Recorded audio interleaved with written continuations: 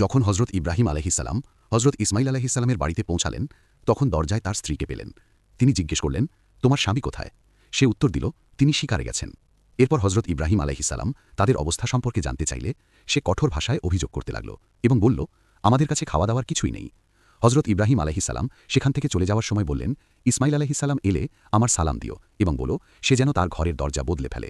যখন হজরত ইসমাইল আলাইহিসসালাম ফিরে এলেন তখন স্ত্রী তাকে সব কথা জানাল। হজরত ইসমাইল আলাইহিসসালাম বিষয়টি বুঝে গেলেন এবং সঙ্গে সঙ্গে তাকে তালাক দিয়ে দিলেন। কিছু সময় পরে হজরত ইব্রাহিম আলাইহিসসালাম আবার এলেন। এবার দরজায় হজরত ইসমাইল আলাইহিসসালামের নতুন স্ত্রীকে পেলেন। তিনি জিজ্ঞেস করলেন, তোমার স্বামী কোথায়?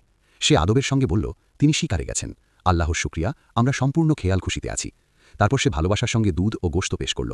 হজরত ইব্রাহিম আলাইহিসসালাম দোয়া করলেন এবং বললেন, ইসমাইল আলাইহিসসালাম এলে আমার সালাম দিও এবং বলো এখন তোমার ঘরের দরজা ঠিক আছে।